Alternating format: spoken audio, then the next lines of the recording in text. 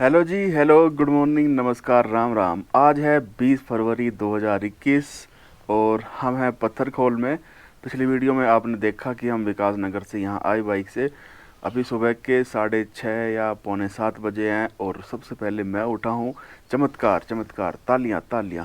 सामने हमारे वाले ढाबे में धुआं उठ रहा है, इसका मतलब कि बेचारा नाश्ते की तैयारी कर रहा होगा वो। ये टेंट तो हमने बस दिखावे के लिए लगाया था, फोटोग्राफी के लिए। इसमें कोई नहीं सोया। और मैं आपको रूम के अंदर लेके चलता हूँ। रूम के अंदर का क्या नज़ारा है ये देखो भाई। सब लोग सोए पड़े हैं। है कोई जगह हुआ? विपिन जी जग गए। अच्छा, वो दिख रहे हैं ना। हाँ, गुड मॉर्निंग जी। और ये विपिन जी के बराबर में उनका बेटा और ये मम्मी बन के सोया हुआ है हर्षित। हर्षित मम्मी, इसको लात बजानी पड़ेगी। ओ हर्षित मम्मी, हाँ उठ जा। और ये बेड पे सोई हुई है दीप्ति और सानू। चलो जी, इसमें देखते हैं क्या बना रखा है। गुड मॉर्निंग सर जी। क्या बना रहे हो? वही बनाऊंगा, परांठा बनाऊंगा। अच्छा, पराठे बना रहे हो, ठीक है। तो फोटोशूट के लिए टेंट को अपनी मनपसंद जगह पे लगाते हुए गेट, हाँ गेट उधर को रख, परली तरफ को। हाँ, जो गेट खोलते बुरांस दिखे।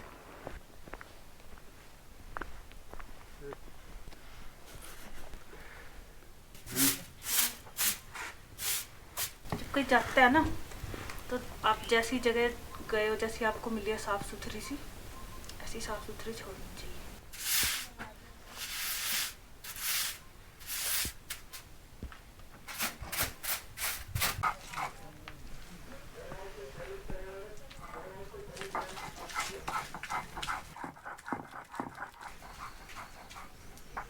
एक तरफ चटनी बन रही है और एक तरफ आलू के पराठे बनाने की तैयारियां चल रही है। चूल्हे पे सीधे आलू के पराठे, आटा गूंद लिया है और चलो आलू टेस्ट करते हैं।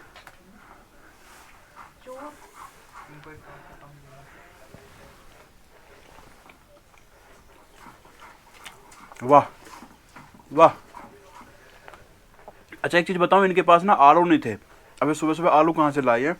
और जो हमारी फॉरेस्ट की चौकी है ना, तो उनके पास 4-5 आलू पड़े हुए थे, वो ले आए उठा के। आप भी अगर कभी यहाँ पे आना चाहो तो सीधे इनसे बात करके आ सकते हो, क्योंकि ये अकेली एक दुकान है खाने पीने के लिए। बेसिक चीज़ें यहाँ पे मिलती है। हम इनका फ़ोन नंबर आपको दे देंगे, तो आने से पहले एक बार इनसे बात कर लेना। क्या पता ये अपने गाँव जा रहे हो, छुट्टी पे हो, घर जा रहे हो। और इसे कहते हैं चूल्हे पे चढ़ के बैठना। यहाँ बुग्यालों में, हमारे बुग्यालों में, उत्तराखंड में चूल्हे पे चढ़ के बैठा जाता है और सीधे यहीं पे खाना खाया जाता है।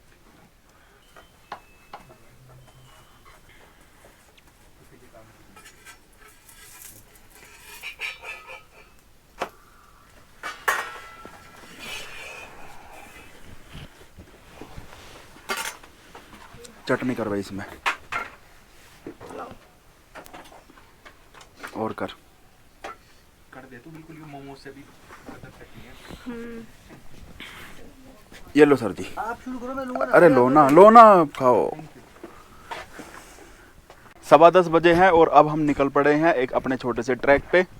तो हमारे साथ चौकीदार साहब हैं, वो चलेंगे, जंगल में रास्ता दिखाएंगे और आपको भी हम यहाँ के पूरे नज़ारे। उससे पहले ये दुलेश्वर महाराज जी का मंदिर है, एकदम पत्थरखोल पास पे बना हुआ है। जय हो महाराज जी। अच्छा सर जी, रास्ता तो बना हुआ है ना? यही वाला?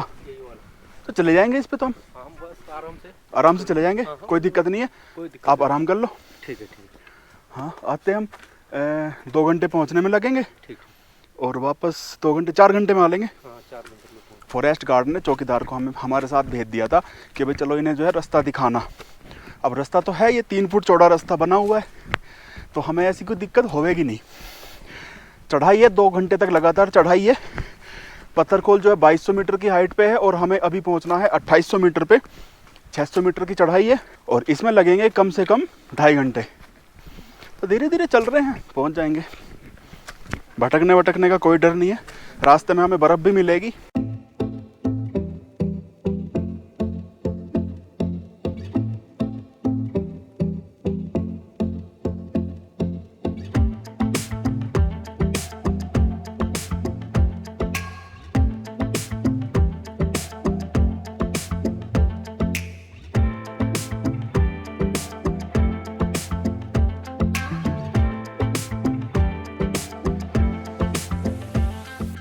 भाई चढ़ाई बहुत जोरदार है। तेरे पुर्जे ढीले हुए नहीं हुए? हाँ हो गए। शुरू में बेचारे ने इसने बहुत शॉर्टकट मारे, बंदरों की तरह रेस लगा लगा के, ये उससे आगे और उससे आगे। अब इसके पुर्जे सारे ढीले हो गए। बंदर से अब क्या बन गया? कछुआ बन गया। देखो जी 11:15 बजे हैं और हम चले थे 10:15 बजे। 1 घंटे में आ गए हैं हम 300 मीटर, 2500 मीटर चढ़ गए। Well done boys, well done girls. 300 metre 1 घंटे में, जो कि हमारी हाईएस्ट स्पीड है आज तक की ट्रैकिंग की हिस्ट्री की। नहीं तो मैं 1 घंटे में 200 मीटर ही चढ़ता हूँ, आज 300 मीटर चढ़ गया। बहुत बढ़िया भाई कछुए, बहुत बढ़िया।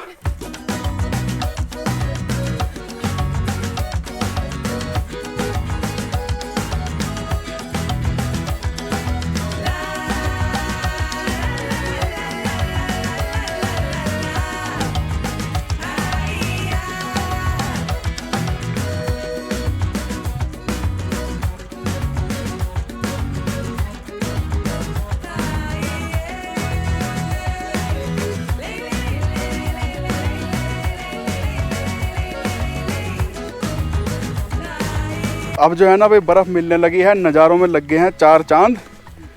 और विपिन और दोनों बापू बेटा बेचारे बहुत डरे हुए हैं, लेकिन मुझे पूरा भरोसा है कि मैं इनका डर ख़त्म कर दूंगा। वापसी यहाँ तक आते आते ये एकदम से डर ख़त्म हो जाएगा। 1-2 बार इन्हें स्लिप कराएंगे।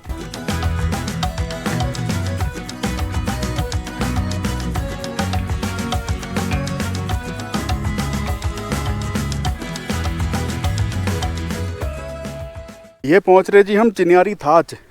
यहाँ पे आके चढ़ाई हो जाएगी ख़त्म और हमें बड़े सुकून का अनुभव होगा। अच्छे अच्छे नज़ारे यहाँ से देखने को मिलेंगे। यहाँ से हम बहुत सारी चोटियों को आइडेंटिफाई करने की कोशिश करेंगे, इसके साथ ही केदारकंठा को भी आइडेंटिफाई करेंगे।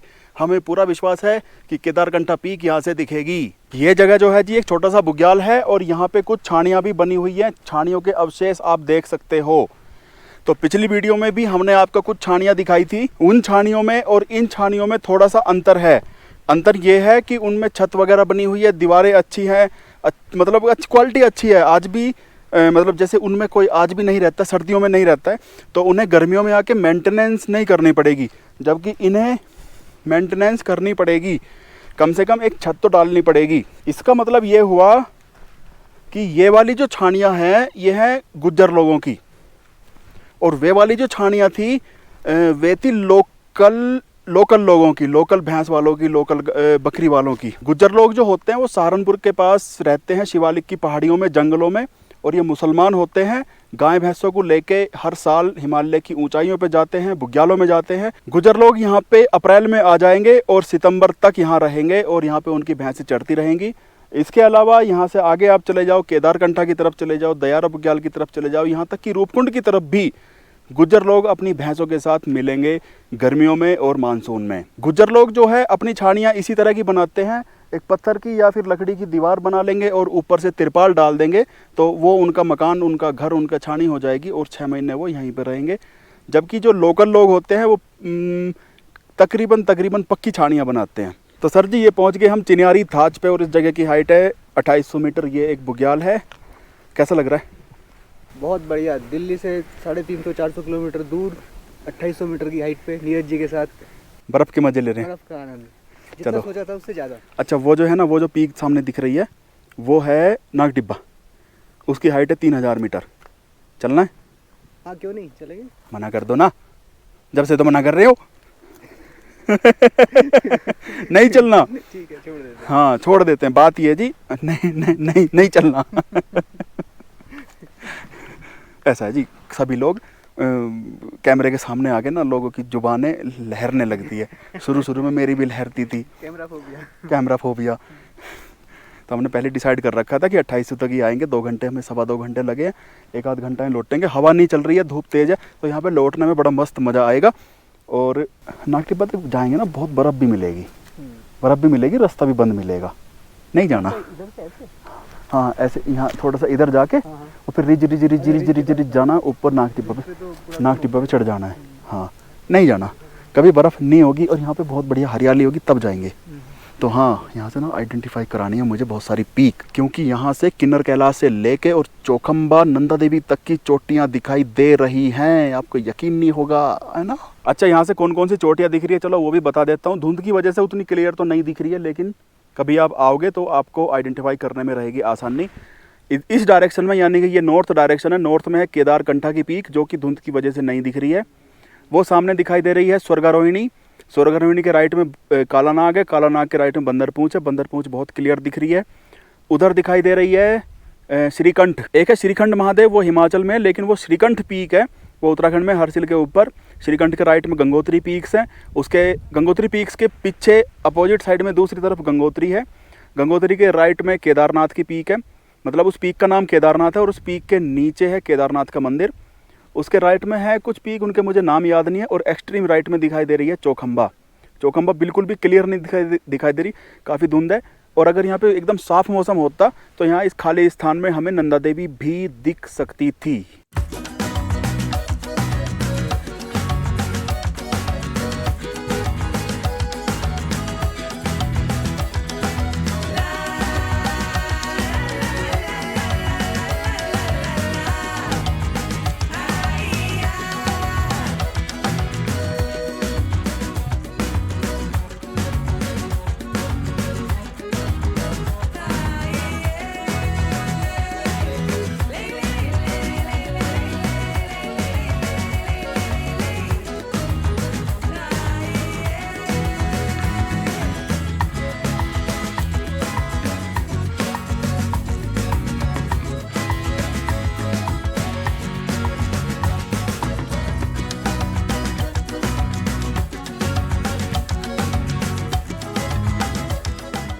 आखिरकार पहुंच गए, ट्रैक हो गया ख़त्म। और यहाँ पे अब हम पियेंगे सबसे पहले चाय।